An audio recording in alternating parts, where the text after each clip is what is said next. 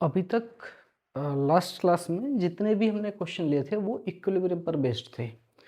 Equilibrium का मतलब होता है नेट फोर्स हमारे ज़ीरो होंगे, बॉडी आपकी रेस्ट में भी हो सकती है, बॉडी में be in uniform motion. Uniform motion का मतलब मैंने आप लोगों को बड़े अच्छे से बताया था कि भाई आपकी वेलोसिटी जो होगी वो कांस्टेंट होगी, है ना। वेलोसिटी कांस्टेंट होने का मतलब है वेलोसिटी एक वेक्टर क्वांटिटी, ना तो उसकी डायरेक्शन चेंज हो रही होगी ना ही उसका मैग्नीट्यूड। फॉर एग्जांपल आप 10 मीटर पर सेकंड की डायरेक्शन स्पीड से किसी मान लेते हैं ईस्ट डायरेक्शन में जा रहे हैं, तो ईस्ट में ही जाते रहना है, ना लेफ्ट लेना है, ना राइट टर्न है, ना ही स्टॉप होना है।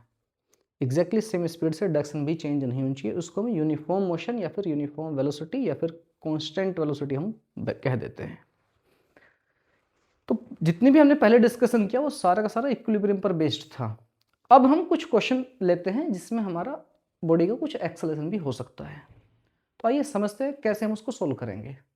हमने अभी तक FBD फ्री बॉडी डायग्राम सीख लिया है। अगर फ्री बॉडी डायग्राम सीख लिया तो हम बॉडी के ऊपर जितने भी फोर्सेस लग रहे हैं उनको हम इंडिकेट कर सकते हैं। अब आपको जिस डायरेक्शन में लगता है कि बॉडी इधर मूव करेगी उसी डायरेक्शन में net force equal to m a क्यों यूज कर रहा हूँ मैंने उसको रीजन बता दिया, क्योंकि हम यहाँ पर रेज्यूम करके चल रहे हैं जितने भी क्वेश्चन हैं। अभी फिलहाल रॉकेट प्रपल्सन वाले हिस्से को छोड़ दीजिए, बाकी सब जगह पर आपका बॉडी का मास चेंज नहीं होगा। तो हम F इक्वल टू एम लेकर के चल रहे हैं। क्लियर है? क्या क्या करना है मैंने स्टेप बाय स्टेप लिखी हुई चीज़ें, आपको स्टेप बाय स्टेप एक दो क्वेश्चन में लगाना पड़ेगा, उसके बाद आपको समझ में आ जाएंगी चीज़ें, जो आपको प्रैक्टिस हो जाएगी। तो पहले अभी ड्रॉ करनी है, पहला काम ही करना, उसके बाद net force equal to m लिखना। अगर आपको लगता है कि बॉडी एक्स में जाएगी तो नेट फोर्स जितने एक्स डायरेक्शन में होंगे उसके equal to mass into acceleration वालों एक्स एक्सिस आ जाएगा। अगर नेट फोर्स वाई की तरफ है तो नेट वाई की तरफ लिख ली। हो सकता है एक्स में भी हो, वाई में भी हो, जेड में भी हो, तो जिस भी डायरेक्शन में आपको लगे आप अप्लाई कर लीजिए।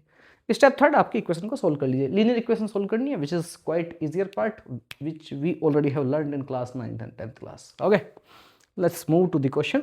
दो ये वाला क्वेश्चन कह रहा है find the acceleration of each block. दो सिचुएशन दी है, पहले में इसके बाद दोनों के दोनों केस में तो हमें एक्सेलरेशन निकालना है, ठीक है। दूसरा, normal force between the blocks for case A and case B. ये केस ए, केस बी है, ठीक है। नॉर्मल फोर्स भी दोनों के लिए निकाला, देखेंगे।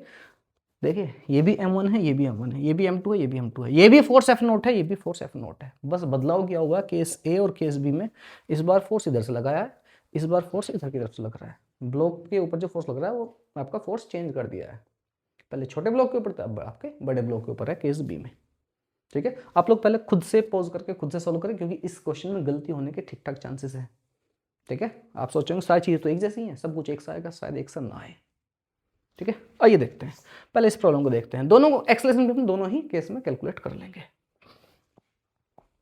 M1 का FBD बनाना, सबसे पहला काम FBD। सर नीचे की तरफ M1G, एग्री। ऊपर की तरफ सर नॉर्मल लग रहा होगा, किसकी वजह से? ग्राउंड की वजह से सर, यहाँ पे ये प्रेस कर रहा होगा, normal due to the ground. Sir N1G नाम दे दूं? बिल्कुल सर। आगे की तरफ सर F0 फोर्स है, ये बॉडी आगे की तरफ मूव कर रही होगी, इस M1 को M2 पीछे की तरफ प्रेस कर रहा होगा, तो M1 के ऊपर फोर्स देखने आपको। फ्री बॉडी डायग्राम में आपको बॉडी के ऊपर लगने वाले फोर्सेस को देखना है। You have to indicate all the forces acting on the body, not by the body. आ जाइए, तो पीछे की तरफ होगा सर, इसका नाम इन दोनों के बीच का नॉर्मल है, इसका नाम आप चाहे तो N दे दें, N1 दे दें, लेट्स से N दे देता हूं मैं। क्लियर? इन सारे फोर्सेस के बावजूद अगर मैं ऐसे दो कोई ब्लॉक रखे हो, मैं ऐसे पुश कर रहा हूं इसको, तो पक्की बात है सर आगे की तरफ मूव करेंगे। या तो आगे की तरफ एक्स डायरेक्शन बोल दीजिए, एक्स डायरेक्शन बोल दीजिए, या फिर हॉरिजॉन्टल बोल दीजिए, दोनों ओके। पक्की बात है वाई डायरेक्शन में तो कुछ भी आपको मोशन नहीं होने वाला, तो वाई डायरेक्शन में कोई मोशन नहीं होने वाला, नेट एक्सेलरेशन जीरो है। वाई डायरेक्शन में बॉडी आपकी रेस्ट में एक तरह से, तो वाई डायरेक्शन तो इक्विलिब्रियम है। तो वाई डायरेक्शन की कहानी देखो, इक्विलिब्रियम मतलब ऊपर की तरफ के फोर्स नीचे की तरफ के फोर्स के बराबर होंगे, तो normal on 1 due to the ground is nothing but M1 into G. इसकी तो हुई छुट्टी, वाई डायरेक्शन को कोई रोल नहीं, वाई या वर्टिकल कह दीजिए, एक्स डायरेक्शन या फिर हॉरिजॉन्टल की बात करूं मैं, ठीक है। ये आपका अलोंग वर्टिकल या वाई एक्सिस कह दीजिए। अलोंग एक्स एक्सिस के अलोंग आते हैं जरा, एक्स एक्सिस ये पक्की बात है सर, ये सरफेस है स्मूथ, कोई रोकने वाला नहीं है इसको, आगे तरफ लगाएंगे सो क्या पता नॉर्मल रोक दे ना, नॉर्मल रोकेगा नहीं, भरोसा रखिए, ठीक है। नॉर्मल रोकेगा, अभी समझ में आ जाएगी आपको क्यों नहीं रोकेगा। देखते हैं आगे की तरफ फोर्स। अब देखो, अगर कोई दो ब्लॉक रखे हैं, एक टेबल है, छोटी या बेंच है उसके बगल में टेबल में उसको पुश करूँ तो दोनों के दोनों आगे तरफ मूव करना स्टार्ट करें। सर क्या पता रुके रह जाए? नहीं, रुके नहीं रहेंगे। दोनों को रोकने के लिए कोई आपका फ्रिक्शन फोर्स वगैरह कुछ भी नहीं है, यहाँ से कोई सपोर्ट नहीं है इसको जो रोके। ठीक है, तो सरफेस स्मूथ है, कोई फ्रिक्शन नहीं है, ऑब्जेक्ट विल मूव।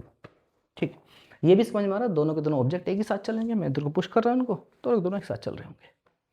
ठीक है सर, आइए इक्वेशन लिखते हैं। सर हो सकता है रुकी रह जाए, चले ही ना। ओके ठीक है, अगर रुकी रह गई तो एक्सेलेरेशन जीरो हो जाएगा, इससे क्या बदलेगा? हमारी इक्वेशन अपने आप मैथमेटिक्स खुद बता देगा क्या आने वाला आंसर, क्या सही क्या गलत है। ठीक है, मान लेता हूं जैसा मुझे डायग्राम देख के लग रहा है कि सर शायद इधर की तरफ जाएंगे दोनों के दोनों, तो दोनों का एक्सेलेरेशन लेट्स से ए मान लेता हूं। अगर बॉडी नहीं अपनी हिली जगह से हिली तो एक्सेलेरेशन जीरो हो जाएगा, दैट्स इट। ओके, तो net force along X axis में सर राइट की तरफ जनरली हम लोग राइट इधर की तरफ पॉजिटिव ले लें, ऊपर की तरफ पॉजिटिव ले लें, इधर की तरफ पॉजिटिव, इधर राइट वाला या एक्स वाले फोर्स को पॉजिटिव ले लें। तो राइट की तरफ फोर्स कितना एफ नॉट, और कुछ सर इसके ऊपर ये रहा एन, लेफ्ट की तरफ है तो माइनस एन कर दूं। हाँ जी sir, this is the net force along X axis में से दिस, आप कहेंगे हाँ जी sir net force along X axis, और नेट फोर्स इक्वल टू कितना होता है mass into acceleration along X axis. अब इसको ए एक्स कहें ना कहें, ए भी कह दीजिए क्योंकि दूसरा एक्सेलरेशन तो कोई है ही नहीं पिक्चर में। सर एम नहीं m1, एम नहीं m1, क्यों? क्योंकि हमने एफबीडी किसका बनाया सर m1 का। This is your equation number first. Clear है? मेरे ख्याल से क्लियर है। दूसरे ब्लॉक पर बात करते हैं, m2 पर। सर इसके ऊपर भी तो एफ नोट लग रहा है, नहीं m2 के ऊपर एफ नोट नहीं लग रहा। एफ नोट फोर्स बेटा ये m1 के ऊपर। तो सर लेकिन m2 तो इसकी तरफ मैं इस पर धक्का लगाऊंगा तो अगली जो टेबल ये भी तो आगे बढ़ेगी बेटा, वो इस वजह से आगे बढ़ रही है। m1 के ऊपर आपका m2 पीछे की तरफ नॉर्मल लगाता, to every action there is equal and opposite reaction.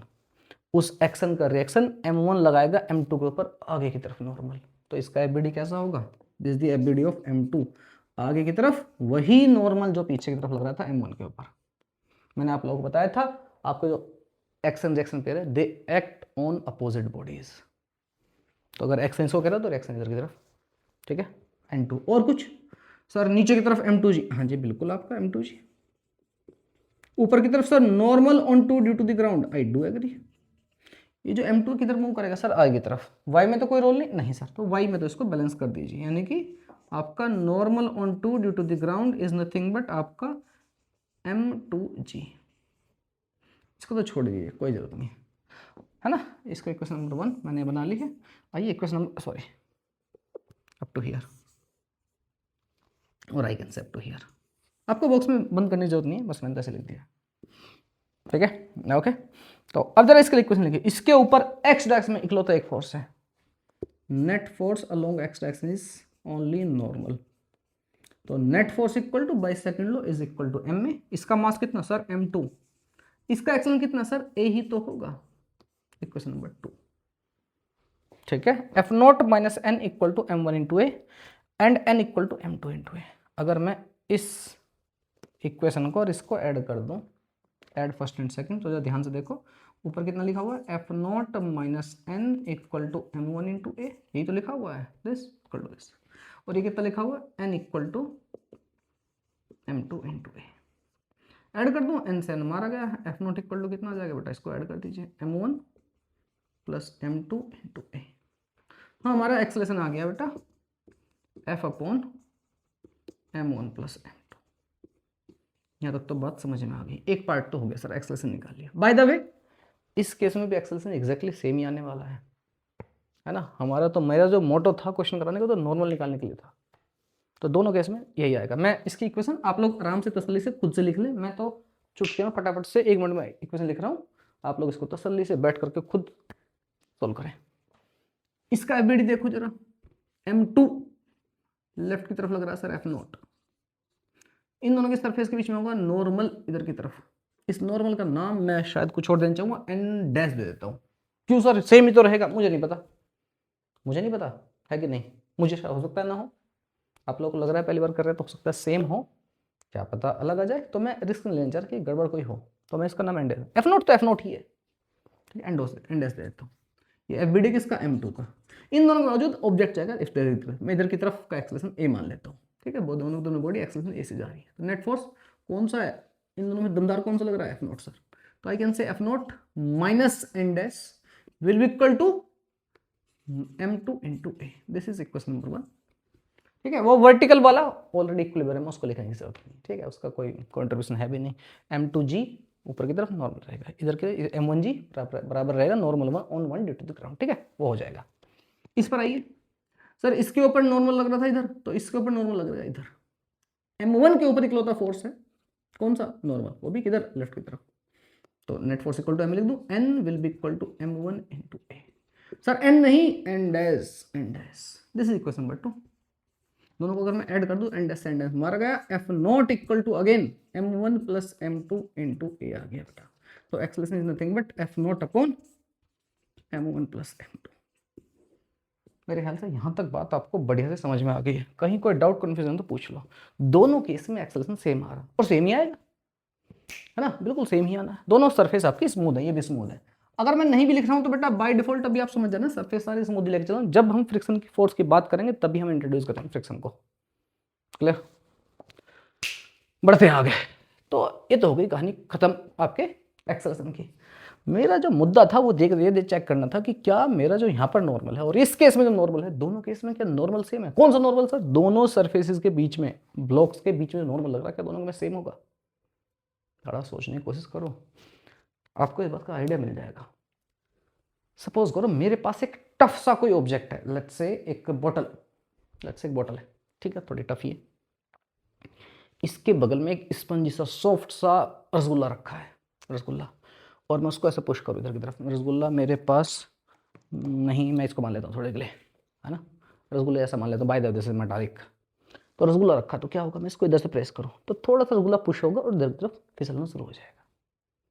Agree with that. हाँ हाँ जी सर, हल्का सा रसगुल्ले की जो सरफेस है मैं उसको बड़ा सॉफ्ट सा मान रहा हूँ, तो हल्की सी प्रेस हो जाएगी। ठीक है, एफ नॉट मान लो कुछ फोर्स लगा रहा हूँ मैं, लेकिन मैं सिचुएशन अगर बदल दूँ, ये रसगुल्ला है और ये थोड़ा भारी भरकम ऑब्जेक्ट है, इससे इसको प्रेस करूँ, उसको ऐसे घसीट ले, आपको नहीं लगता कि ये रसगुल्ला ज़्यादा प्रेस होगा इस केस में। बड़ी थिंक, रसगुल्ला साथ पिचक जाएगा। क्या क्या सर समझे नहीं हम। मैं ये कह रहा हूँ कि और थोड़ा कोई हैवी ऑब्जेक्ट आप लेके चल सकते हो, सोच सकते हो। ठीक है, कोई भी हैवी ऑब्जेक्ट आप लेके चल सकते हो, जैसे एग्जाम्पल के तौर पर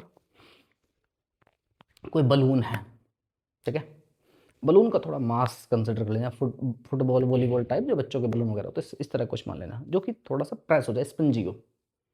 ठीक है, आटे की बॉल सोच लो, आटे की बॉल एज्यूम कर लो। ठीक है, अब हाँ, उससे आपको आइडिया हो जाएगा, आटा है ना, जो हम रोटी बनाते हैं उसका आटा, और मैं उसकी हेल्प से कोई ऑब्जेक्ट मैं मान लेता हूँ, लेट इट बी ये मेटल का ऑब्जेक्ट, उसकी एक बॉल बना लो और उसको इधर रखो बॉल को, और इसको इधर रखूँ और दोनों को स्मूथ सरफेस है ऐसे पुश करूँ, तो आटे की बॉल यहाँ पर रखी है, वो इसके साथ साथ आगे बढ़ जाएगी। सिचुएशन को जरा अपोजिट करना है, मेटल का है, भारी भरकम है, आटे की बॉल इधर लूँ और इससे इसको पुश करूँ, तो आपको लगता है आटे की बॉल जो डिफॉर्म होगी दोनों केस में अलग अलग होगी। मेरे ख्याल से आपको आंसर मिल गया है। जब आप आटे की बॉल को प्रेस कर रहे हो, आटे की बॉल से दूसरे ऑब्जेक्ट को पुश कर रहे हो, तो आटे की बॉल की शेप ज़्यादा बिगड़ेगी, डिफॉर्म ज़्यादा होगा, मतलब नॉर्मल रिएक्शन अलग अलग रही है, दोनों किस में नॉर्मल अलग होगी, और किस में कम होगी, किस में ज़्यादा होगी। मुझे ऐसा लगता है personally normal reaction in that case will be more as compare to this one, इसमें ज़्यादा होगी। ये छोटा छोटा कम मास है, आटे की बॉल स्पंजी है, सॉफ्ट है, ये भारी भरकम है, इसको पुश कर रहे हो तो नॉर्मल ज़्यादा फोर्स लग रहा होगा इन दोनों के बीच में as compare to this one. आइए देखते हैं, है ना, चेक करते हैं हमारी बात सही है या गड़बड़ है। ओके, यहाँ देखते हैं, बढ़िया सा क्वेश्चन है ना, ऐसे में ठीक ठाक बच्चे भी गड़बड़ा देते हैं, तो आप लोगों को थोड़ा केयरफुल होकर के क्वेश्चन को सोल्व करना। आइए, मुझे लग रहा है शायद इसमें ज़्यादा होगा, मतलब ऐसा मुझे लग रहा है कि एन जो है बड़ा है एन डैश से, देखते हैं, है ना। ओके, एक्सेलरेशन दोनों केस में सेम है, हाँ जी सर, एक्सेलरेशन दोनों केस में सेम है। अगर मेरे पास एक्सेलरेशन कैलकुलेट आ ही गया है तो किसी भी एक इक्वेशन में लिखकर, चाहे मैं इसमें रख लूँ चाहे इक्वेशन नंबर 2 में रख लूँ, तो मुझे नॉर्मल मिल जाएगा। आप कहेंगे हाँ जी सर बिल्कुल मिल जाएगा, जैसा डायग्राम से लग रहा है। मैंने m2 को बड़ा बनाया है, मैं ऐसा एज्यूम कर रहा हूँ कि m2 is heavier than m1, जानबूझकर डायग्राम इसी तरह बनाया मैंने। ठीक है, ओके सर। आइए किसी भी इक्वेशन में पटक दो, चाहे तो इसमें रख दो चाहे इसमें रख दो, जिसमें आपको मन करे उसमें रख दीजिए, इसमें रख दीजिए, that is okay. So n2 will come out to be, यही है, sorry n will come out to be, चाहे तो आप m2 इंटू ए कह दो, आंसर आपका सेम ही आना है। कितना आ जाएगा m2, एफ नॉट के लिए कितने हैं सर, एफ नॉट सॉरी एक्सेल में आया F not upon m1 plus m2, है ना। मैं ऐसा मान के चल रहा हूँ M2 आपका हैवी है एज कम्पेयर टू M1, यानी कि आंसर आ गया हमारा this M2 upon M1 plus M2 into F0। This is the value of normal in first case. Okay sir, इससे अलग आई इक्वेशन नहीं बेटा, अब एग्जैक्टली सेम आ गया, आप चाहो तो कैलकुलेट कर सकते हो। F0 minus n equal to M1 into a था, सेम आंसर आएगा। F0 minus M1 into a will be equal to normal. F0 minus M1 acceleration है बेटा F0 upon M1 plus M2,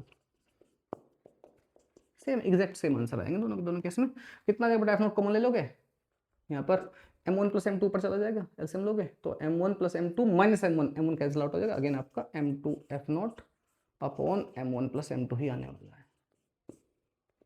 ठीक है, ऐसा चाहिए, यानी कि फर्स्ट वाली सिचुएशन में, पहले केस में आपका जो नॉर्मल आ रहा है वो इतना आ रहा है।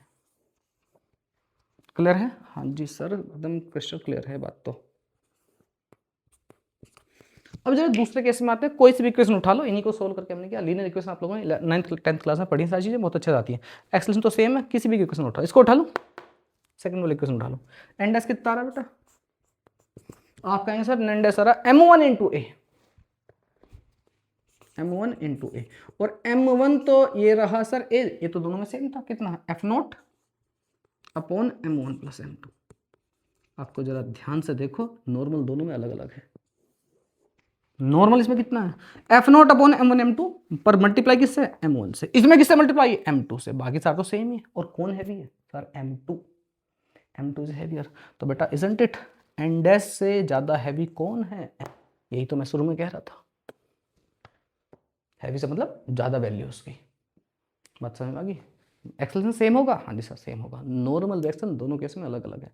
मैंने आपको इसका फील देने के लिए एग्जांपल या रसगुल्ले का, या आटा जो होता है रोटी बनाने से पहले जो गोल गोल लड्डू बनाते हैं आटे का, सॉफ्ट सॉफ्ट, उसको आप एज्यूम करके सोच सकते हैं।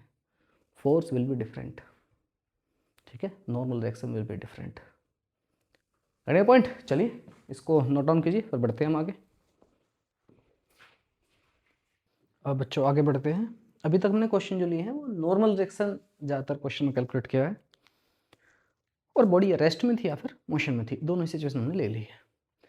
आइए हम थोड़ा सा ना स्ट्रिंग की जो टेंशन है उसके बारे में कुछ क्वेश्चन, उससे रिलेटेड कुछ क्वेश्चन सोल्व करते हैं। पहले स्ट्रिंग को अगर मैं रेस्ट में ले तो इक्विलिब्रियम के केस में हमने वो डिस्कस कर लिया है। अब स्ट्रिंग जिसमें सबसे ज़्यादा बच्चों को प्रॉब्लम होती है, वो जो पुली वाली प्रॉब्लम होती है, उसको कोशिश करते हैं समझने की कैसे कैसे उसको सोल्व कर सकते हैं, कुछ शॉर्टकट हैं या क्या है, सब सिचुएशन को आइए देखते हैं। याद रहे, you have to stick to the conceptual understanding. आप कोई भी क्वेश्चन कर लेंगे, आसान से आसान, डिफिकल्ट से डिफिकल्ट। आइए देखते हैं। तो पुली पुली का नाम किसी किसी बुक में एटवुड मशीन में मिलेगा, एटवुड मशीन, वही पुली जिसका यूज हम लोग किताबों में देखते हैं कुएं से पानी निकालने के लिए। हो सकता है आप में से जो लोग देख रहे हो कुछ जगह पर अभी भी कुएं से पानी वगैरह निकाला जाता हो, खाली कुएं से पानी निकालने के लिए, बहुत हैवी ऑब्जेक्ट को लिफ्ट करने के लिए हम इसका यूज कर सकते हैं। जैसे अगर लोकल से लैंग्वेज में बात करूं मैं, चेन कुप्पी मशीन इसी को बोलते हैं। अगर मैं आपसे पूछूं आप कितना वेट लिफ्ट कर सकते हो, तो हो सकता है क्लास में कोई बच्चा कहता है मैं 50 किलो उठा लूंगा, कोई मैं 60 किलो सर, कोई थोड़ा सा मस्कुलर सा वो कहेगा सर मैं 100 किलो वेट लिफ्ट कर सकता हूँ, दैट्स इट, है ना। और कोई मजबूत सा हो सकता है, कह सकता है सर मैं 120 लिफ्ट कर लूंगा, हद से हद 150, दैट्स इट। लेकिन अगर मैं आपसे कहूँ आप बड़े मस्ती में एक हाथ से 500 किलो वजन उठा सकते हो, तो आपको ये बात सुन करके भरोसा नहीं होगा, पर ये आंसर है yes, with the help of this pulley system 500 क्या 1000 किलोग्राम बड़े आराम से, है ना, बड़े मस्ती में, बड़े आसानी से आप उसको लिफ्ट कर सकते हो, बड़े आराम से। बात समझ में, देखेंगे कैसे कैसे क्यों ऐसा हो रहा है और कैसे कब हम इसको ऐसा कर सकते हैं। पहले बिल्कुल बेसिक सी बातें डिस्कस करते हैं। पुली या एटवुड मशीन होगी क्या, क्या उसमें रोटेटिंग पार्ट होगा जैसे हम देखते हैं, ऐसा कुछ, ऐसा जरूरी नहीं, ऐसा कोई कंपल्सन नहीं है। अगर कोई सरफेस पूरी तरह स्मूथ है, 100% बढ़िया से स्मूथ है, आप उसको पुली की तरह ट्रीट कर सकते हैं। जैसे ये मेटल का हिस्सा है, सिलेंड्रिकल है, अगर इसको मैं 100% आपका फ्रिक्शन फ्री कर दूं, नहीं भी करूं तो फ्रिक्शन रहेगा, आप इसको यूज कर सकते हैं एज ए पुली। सर ऐसे रोटेट करना पड़ेगा, नहीं ऐसा कुछ नहीं है, नथिंग लाइक दैट। अगर मैं इस मार्कर को ऐसे गाड़ दूं इसमें कील को और यहाँ से रस्सी पास करा दूं, ये रोटेट करे ना करे उससे कोई फर्क नहीं पड़ता, ठीक है। ये भी पुली की तरह आपका बिहेव करेगा, तो ऐसा कोई कंपल्सन नहीं है, तो ऐसे ही हो रहा होगा। फिलहाल हम फ्रिक्शन फ्री पुली मान करके चलेंगे, जितने भी हम क्वेश्चन करेंगे फिलहाल जब तक ना कहा जाए हम ये अजम्पशन मान के चलेंगे, कुछ अजम्पशन है, जब तक कहा ना जाए जो आपकी स्ट्रिंग होगी ये आपकी मासलेस होगी, या तो मासलेस लिखा होगा या फिर लाइट वर्ड लिखा होगा, इसका मतलब भी आपकी जो स्ट्रिंग है वो मासलेस आपको कंसिडर करनी है, ठीक है। और क्या होगी, ये आपकी फ्रिक्शनलेस होगी और इनएक्सटेंसिबल। इसका क्या मतलब है सर, इसका मतलब है रस्सी की लेंथ जितनी है उतनी ही रहेगी, रस्सी आपकी खींचेगी नहीं, रबर की तरह खींचना नहीं, अपने पास से लेंथ नहीं बढ़ा देना, ठीक है। ये हम अजम्पशन मान के चलेंगे जब तक ना कहे। अगर वो कह दे कि मास है कंसिडर कर लेना, वो कह दे फ्रिक्शन है तो फ्रिक्शन कंसिडर कर लेंगे, वो आगे वाले पार्ट में देखेंगे। जब तक ना कहा जाए पुली भी, एक आइडियल पुली की बात करूं, एक मासलेस होगी और आपकी फ्रिक्शनलेस होगी। अगर कह दे सर मास है, कह देगा तो तब का तब देखेंगे, ठीक है, तब का तब। जब तक ना कहा जाए मासलेस लिखना। आइडियल सिचुएशन दोनों की ये है, आइडियल स्ट्रिंग और आइडियल पुली की कहानी ये है। जब तक हमसे कुछ ना कहा जाए हम सिचुएशन को आइडियल ही लेकर के चलेंगे, ठीक है। ओके सर, आइए पहले तो छोटू सा चिंटू सा क्वेश्चन करते हैं, इक्विलिब्रियम पर ही बेस्ड।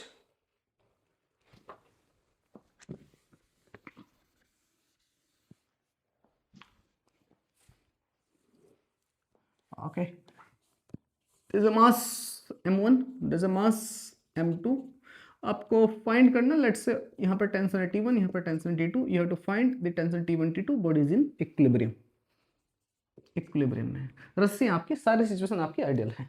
तो आप एक बार इसको पॉज करके खुद से कर लें, मैं इसको करने जा रहा हूँ, यू कैन सॉल्व। इसका बिट देखो जरा नीचे वाले का, नीचे की तरफ सर M2G ब्लॉक आपका मास जो नीचे नहीं गिर रहा सर, इसको रोक रहा हो कौन, टेंशन। टेंशन कैसे लेते हैं, सदा ही जिस पॉइंट पर आप देख रहे हो उससे दूर की तरफ, दूर की तरफ मतलब इधर की तरफ, तो ये रही बेटा टेंशन T2। अगर मैं यहाँ पर देखूँ इस मास पर तो टेंशन T2 दिखाई पड़ेगी नीचे की तरफ, T1 दिखाई पड़ेगी ऊपर की तरफ, यहाँ पे देखो T1 नीचे की तरफ। Okay, body is in rest, आपकी इक्विलिब्रियम है, तो T2 will be equal to M2G, बराबर बराबर सर। यहाँ पर देखिए जरा M1 का फ्री बॉडी डायग्राम सर, नीचे की तरफ M1G और कुछ, हाँ जी नीचे की तरफ टेंशन कौन सी, T1 की T2, आप कहेंगे सर T2, ऊपर की तरफ सर T1, सर ये नीचे की तरफ नहीं बेटा, हमें तो इसका एफबीडी बनाना, उसका थोड़ी बनाना, खत्म, यस खत्म। तो T1 किसके बराबर आ गया सर, T1 ऊपर की तरफ का फोर्स नीचे की तरफ के फोर्स के बराबर होगा, is equal to M1G plus T2, और T2 वाली कितनी है M2G के बराबर, so M1G plus M2G, or you can say M1 plus M2 into G, that is the value of T1, ठीक है। ये बड़ा आसान सा क्वेश्चन था, आप इसको नोट डाउन कर ले। अब अच्छे से क्वेश्चन लेंगे जहां पर हमारी जो पुली है या फिर मास है वो मूव कर रहे होंगे, पुली को भी इंट्रोड्यूस करते हैं। ये तो बड़ा आसान सा चिंटू सा क्वेश्चन है, मैं इसको हटाने जा रहा हूँ, आप लोग इसको नोट डाउन कर लीजिए।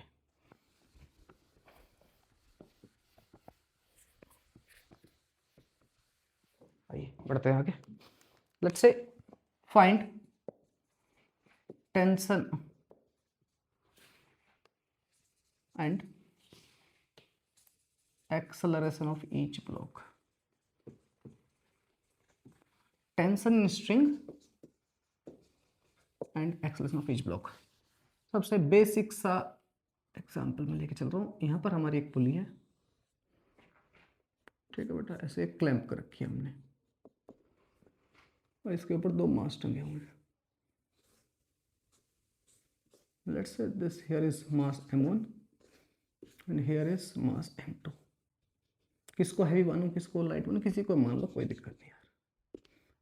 लेट अस से मैं एज्यूम कर लेता हूँ M2 आपका हैवी है, फाइन। कुछ नहीं दिया गया है, सारी सिचुएशन आइडियल है, मतलब रस्सी आपकी मासलेस, स्ट्रिंग इज मासलेस,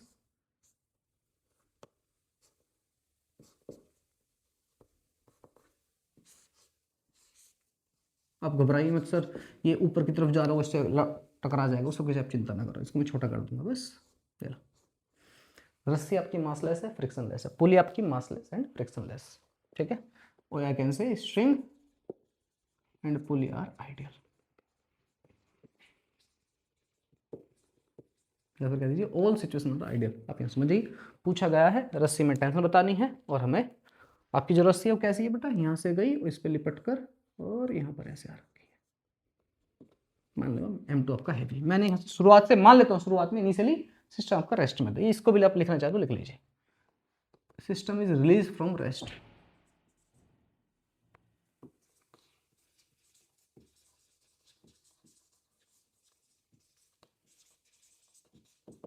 ठीक है, ओके, मैंने ऐसे छोड़ा है, होगा क्या और हमें क्या पता क्या होगा। देखिए रस्सी का मास नहीं है, तो अगर यहाँ पर टेंशन टी है तो यहाँ भी टी, यहाँ भी टी, यहाँ भी टी, यहाँ भी टी, सब जगह पूरी की पूरी रस्सी के ऊपर टेंशन टी ही रहेगी। सर ऐसे कैसे हो सकता है बेटा, जब मास अलग अलग है ही नहीं। सर मुझे ये बात फील नहीं आ रही, अच्छा फील नहीं आ रही, फील देता हूँ सर। रस्सी अगर तेरी मास लेस है और एक मास टंगा हुआ है यहाँ से,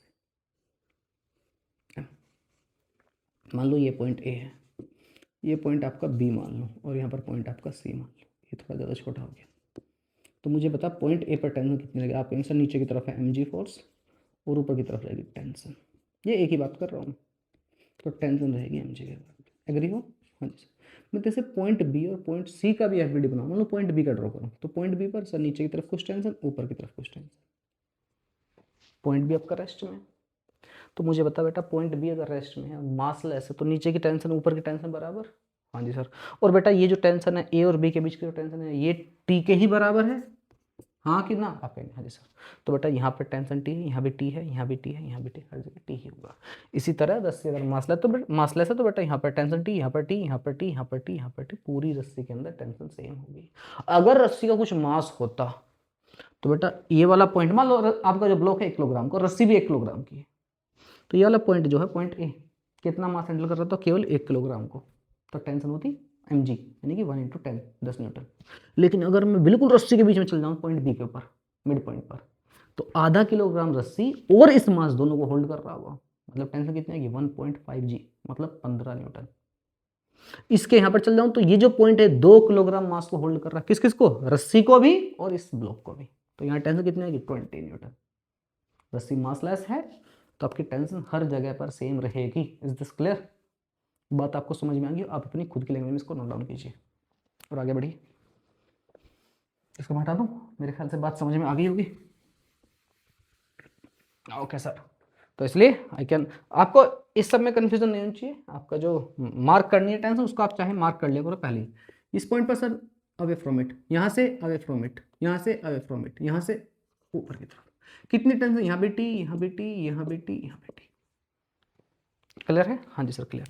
इसका एफबीडी ड्रॉ करता हूँ, हाँ कीजिए सर। M2 का नीचे की तरफ आप कहेंगे सर M2G फोर्स लग रहा होगा, ऊपर की तरफ सर टेंशन T, इधर आइए, इधर की तरफ M1 के ऊपर M1G सर, नीचे की तरफ, ऊपर की तरफ टेंशन T। अब मुझे एक बात आई है, खुद चलो जी, आप चाहे तो किसी भी तरफ लिख सकते हैं क्योंकि उसमें मैथमेटिक्स ऑटोमेटिकली अरेंज कर लेगा, पर थोड़ी समझदारी दिखाते हैं। अगर ये हैवी है, ये लाइट है, M2 आपका हैवी है, तो पक्की बात आपने जैसे छोड़ा तो ये वाला नीचे की तरफ गिरना स्टार्ट होगा, ये वाला ऊपर की तरफ जाए, तो इधर की तरफ एक्सेलरेशन को ए ले लो, मान लो बॉडी का एक्सेलरेशन इधर की तरफ ए है, अगर ए इधर है तो पक्की बात है, अगर ये 1 सेंटीमीटर नीचे गिर रहा तो ये M1 ऊपर की तरफ 1 सेंटीमीटर है, तो एक्सेलरेशन 1 की तरफ ऊपर की तरफ कितना, समझ आएगी बात? तो हम इसी हिसाब से इक्वेशन लेंगे, तो things will not be get complicated.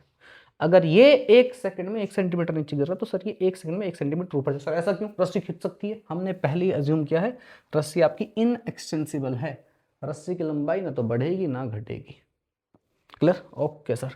तो मान लो एक्सेलरेशन नीचे की तरफ है, net force equal to m में वही लगाने वाला, नीचे की तरफ फोर्स कितना सर M2G, ऊपर की तरफ अगर नीचे की तरफ को पॉजिटिव का है तो ऊपर की तरफ को नेगेटिव, माइनस टेंशन, क्या यही है नेट फोर्स? आप कहेंगे yes sir this is net force.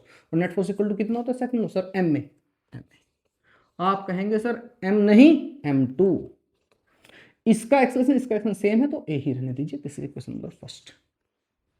Clear?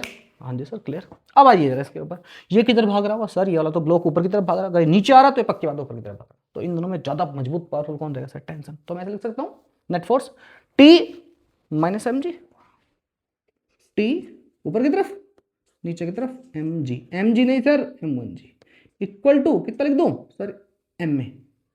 आप कहेंगे फिर से चीख चीख के कह रहे हैं मेरे बच्चे सर m नहीं सर, इसका मास है कितना M1, थोड़ा सुंदर सुंदर सा लिख दो sir, m1 into a, this is equation number 2। मेरे ख्याल से बात आ गई समझ में सर। 2 इक्वेशन सर, ये तो ऐसा लग रहा है सोल्व हो जाएगी सर आसानी से। हाँ बिल्कुल हो जाएगी। क्या निकालना था सर? एक्सेलेरेशन। और क्या निकालना था सर? टेंशन। अगर मैं दोनों को ऐड कर दूं तो क्या टेंशन कैंसिल आउट हो जाएगी सर? बहुत ही मजा आ गया। तो सर ये कितना आप कहेंगे sir m2g minus m1g, you can say m2 minus m1 into g equal to, sir दोनों को ऐड करना है सर, इसमें भी ये है इसमें भी ये है, कॉमन है, that will be equal to m2 plus m1 या m1 plus m2 whatever you call it into a. Sir acceleration की वैल्यू आ चुकी है। आ गया एक्सेलेरेशन की वैल्यू? हाँ जी सर आ गया। कितना आ गया? आप कहेंगे sir m2 minus m1 divide by m2 plus m1 multiply by g. Sir याद रख लूं इसको? बेटा तू याद रख ले, बेहतर रहेगा। क्यों सर? अरे यार क्यों बार बार डेराइव करना? छोटा सा रिजल्ट ध्यान में रख ले, मैंने स्टार मार्क भी कर दिया है। ठीक है, थोड़ा सा शायद विजिबिलिटी ठीक नहीं है, मैं थोड़ा सा इसको इधर लिख देता हूं, डोंट वरी। ठीक है, तो हमारा रिजल्ट आ रहा है सर, एक्सेलेरेशन की वैल्यू आ गई है m2 minus m1 upon m1 plus m2 या m2 प्लस m1 इंटू जी। सर कैसे याद रखूं? ऐसे याद रख बेटा, अगर बस बिल्कुल इतना सा सिंपल सा सिस्टम हो ना, पुली आपकी रेस्ट में रुकी हुई है, एक तरफ मास m1 एक तरफ m2, तो एक्सेलेरेशन आएगा बेटा ऊपर दोनों का डिफरेंस डिवाइड बाय दोनों का सम मल्टीप्लाई बाय जी। क्लियर? हाँ जी सर क्लियर।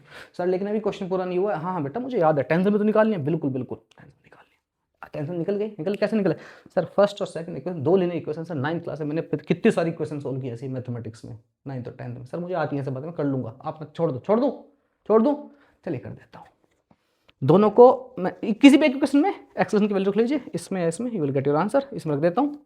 तो tension will be equal to, इधर आ जाएगा, कितना हो जाएगा बेटा m1 g प्लस ए हो जाएगा, इधर आकर के m1g प्लस m1 है, तो m1 कौन ले लूँ, g प्लस ए हो जाएगा। एक्सेलेरेशन की वैल्यू मेरे पास है, तो टेंशन विल बी m1 को बाहर पटकिए सर, g को अंदर रहने दीजिए। एक्सेलेरेशन की वैल्यू रही m2 minus m1 upon m2 plus m1 into g को मैं बाहर ले सकता हूँ, सो m1 इंटू जी, इसको एल्सियम लेके ऊपर जाएगा। हाँ जी सर, कितना m2 minus m plus m1 plus m2 minus m1 divide by m1 plus m2 या m2 plus m1 whatever you call it, this is the tension. मेरे ख्याल से बेटा माइनस वाला टर्म मारा जाएगा, m2 plus m2 2m2 m1, तो twice of m1 m2 into g divide by दोनों का सम, m2 प्लस m1 या m1 प्लस m2, जो आपको अच्छा लगे वह रखिए।